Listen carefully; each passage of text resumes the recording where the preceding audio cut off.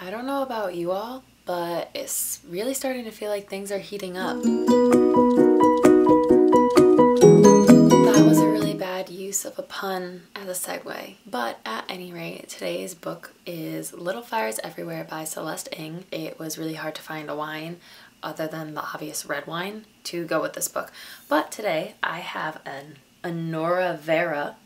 It's a garnacha. It's a photograph that's been like edited and collaged, and it kind of just reminded me of Mia's artwork, so I picked it. Also, it was $7.99. Okay, so this is going to be a 4 out of 5 stars, and the only way I can describe this garnacha, and some wine connoisseur is going to tell me I'm wrong, it kind of tastes like a Merlot mixed with maybe a red blend, like a sweet red blend. Little Fires Everywhere takes place in Shaker Heights in Cleveland, and is about the Richardson family and I guess the Warren family. The story opens up with the Richardsons' house on fire, and right off the bat everyone, and by everyone I mean the Richardsons, assume they already know who it is, and they assume that that is the 4th child, who is Izzy Richardson, and she is nowhere to be seen. So I realize I keep calling them the Richardson family, and the only person I've actually introduced is Izzy. But there are 3 children, and one is Trip Richardson, and he's like the older, cool guy. And then there is Lexi, who is this super popular, I don't want to call her preppy, but preppy girl, whatever. And then there's Moody, who is kind of, I guess they're all kind of main characters. And then there's Elena Richardson, who's the mom and kind of batshit crazy. The Richardsons also own this little other house, and Elena Richardson has rented the upstairs apartment in that house to Mia Warren, and she has a daughter named Pearl.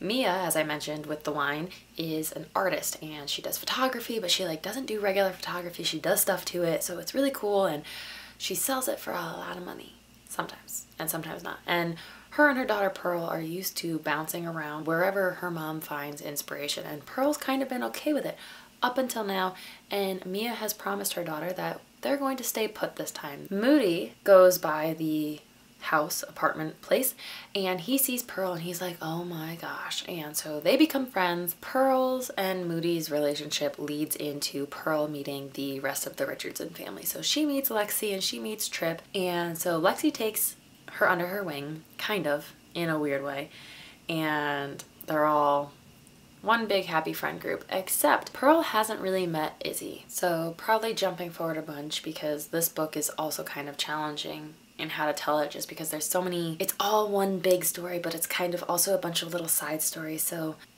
bear with me. Lexi convinces Pearl to go to this party with her, and really also Trip kind of convinces Pearl, because Trip's like, I'm gonna need someone to dance with, Pearl, and she's like, okay, done, sold, going to the party.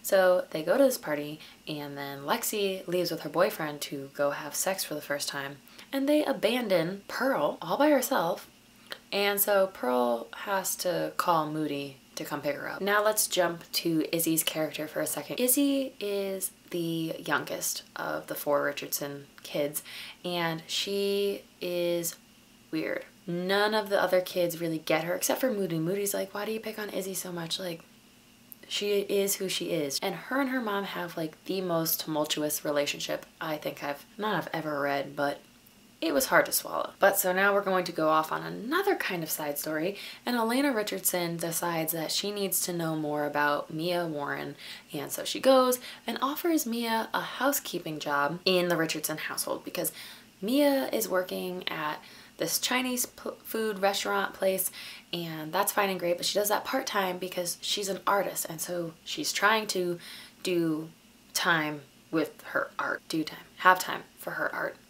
And so Miss Richardson, being the kind woman she is, offers Mia the opportunity to come work at her house and clean and blah blah blah blah blah. And Mia's like, at first, but then she realizes, oh my god, I'll get to keep an eye on Pearl, because she's concerned that Pearl's kind of turning into Lexi. Now that Mia's working in the Richardson household, she gets to meet Izzy, and Izzy is instantly standoffish and cold because everyone treats her poorly, so that's how she knows to act. And Mia doesn't do that. Mia's just the best mom ever. So she's like, oh, yeah, whatever, Izzy. And then gives her space, and Izzy's like, oh my god, I love this woman. So Izzy becomes like an assistant for Mia with her photography, and will hang out with her because she's like, oh my god, this woman actually cares. Oh, but so then the kids go to a museum and they see this photograph that looks uncannily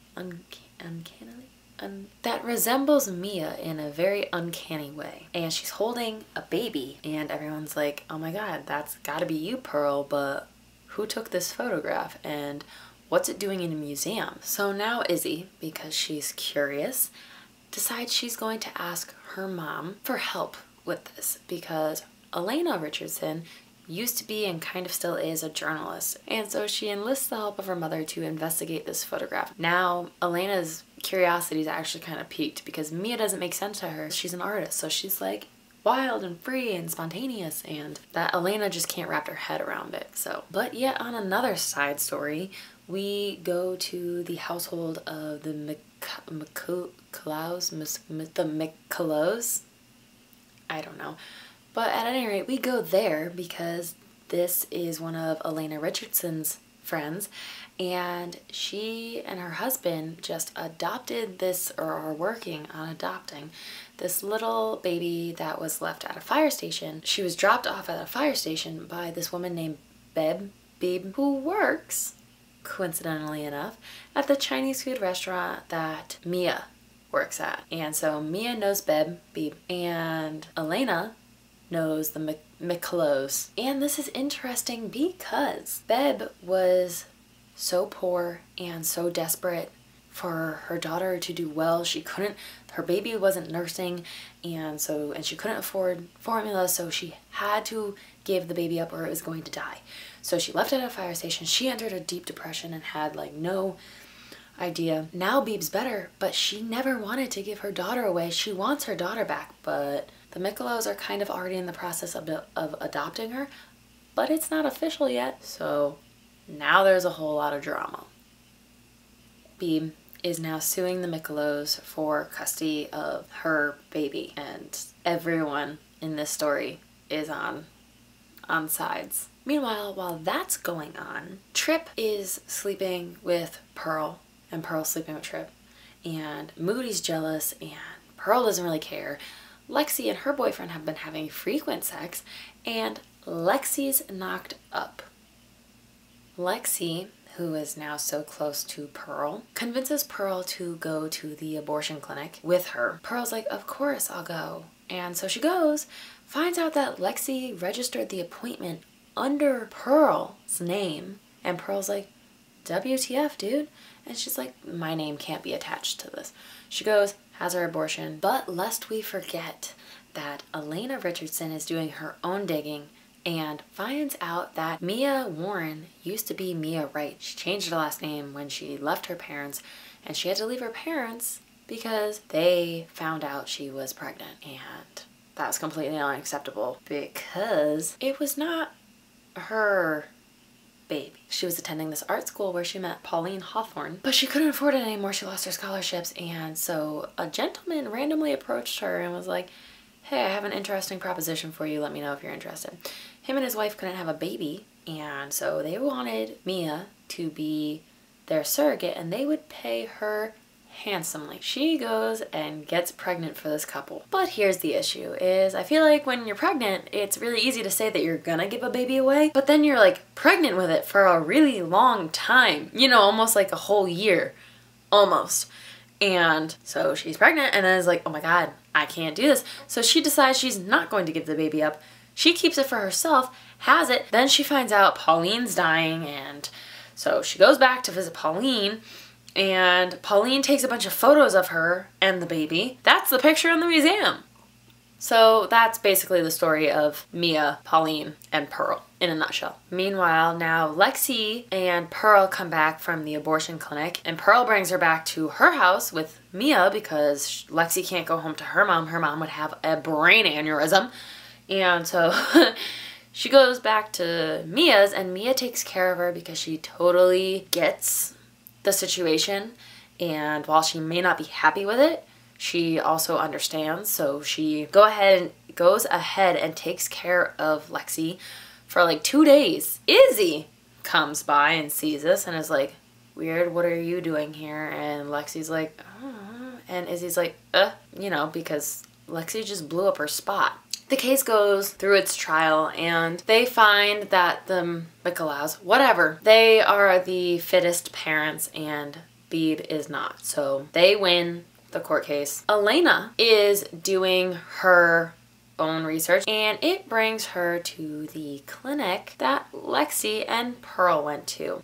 Except Lexi, if we remember, made the appointment in Pearl's name. So Elena thinks that the baby Pearl is pregnant with, or aborted, belongs to Moody because she knows how close Pearl and Moody are. She goes and confronts Moody and Moody's like, I think you have the wrong son.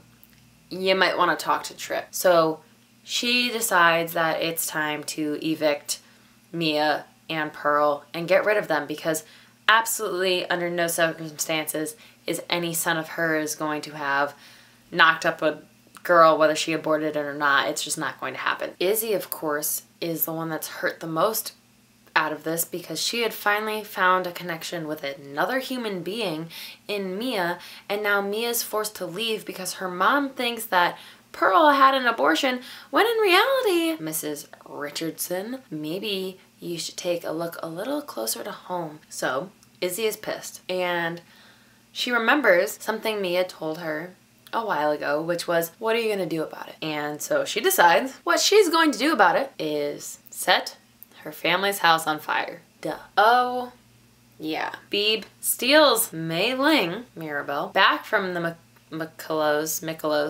and runs away with her. So the Michelaus have no baby. Beebe gets her baby back. Baby back, ribs. What restaurant is that? After Izzy sets the house on fire, she leaves because she's done with this family. No one likes her. No one treated her nicely. So she's going to go try to find the only people who have ever been nice to her. And that was Mia. So this brings us to the breakdown portion of this book review. Cover design is a 3 out of 5. This house is on fire, which is cool, but in general, and like I love the colors, but in general, something about it just knocks it 2 points down for me. Characters are a 4 out of 5. There are a good variety of characters. You have Lexi, who's like this prima donna girl who's so full of herself. You have Pearl, who's humble and down to earth, kind of, but also very malleable. And then you have Izzy, who doesn't care about anyone or anything. Plot is going to be a 3 out of 5 because it just felt like another contemporary novel to me.